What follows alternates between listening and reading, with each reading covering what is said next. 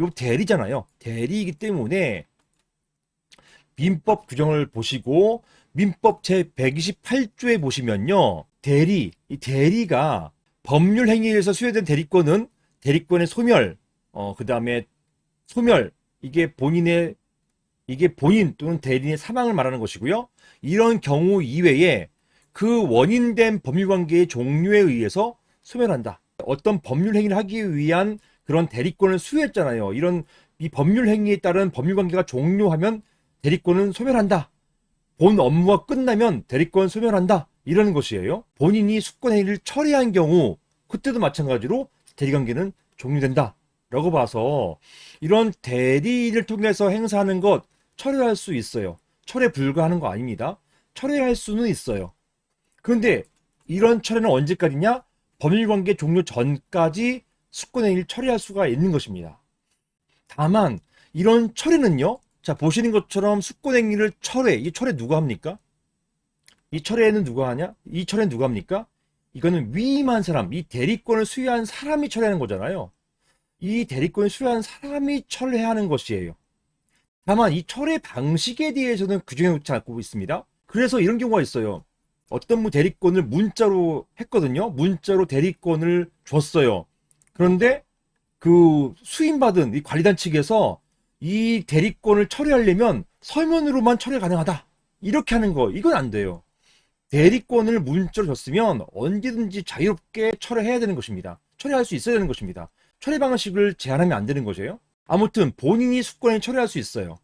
근데 사안 같은 경우는 본인이 철회한 게 아니라 제3자가 이 철회서를 받아가지고 들고 오는 경우인 것이죠. 이게 유효냐 무효냐 본인이 직접 한 게 아니잖아요. 제3자가 한 거잖아요. 이게 가능한 것이냐는 것입니다. 사안을 정리해 보겠습니다.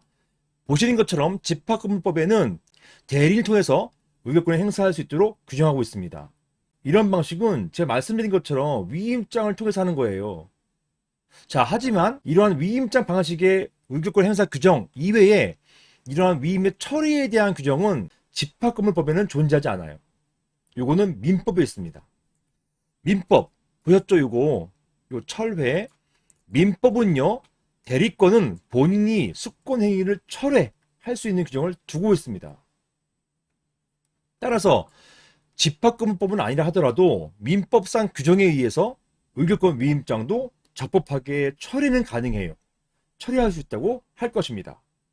다만 판례 중에는요, 이렇게 봤어요. 판례가 의결권 행사가 적법하게 처리되었는지 여부 이런 것들은 가처분 소송이 아니라 본안 소송에서 충분한 심리와 증거 조사를 거쳐가지고 최종적으로 판단되어야 할 것 이렇게 판시하면서 가처분 절차에서는 쉽게 위임장 철회 여부를 판단하지 않습니다.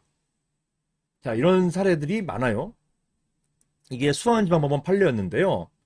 이러한 판례의 태도에 의할 경우에는 단지 철회서를 제출한 것, 이것만 가지고 이게 투표 집계에 영향을 줄 수 없습니다. 즉, 단지 철회서를 제출하였음에도 불구하고 투표 집계에 반영되지 않았다는 사실 그 자체만으로는 해당 관리단 집회 결의에 영향을 줄 수가 없습니다. 당의 관리단 집회 결의는 무효라고 할 수 없다. 이렇게 보겠습니다. 이게 판례의 태도예요. 이상입니다.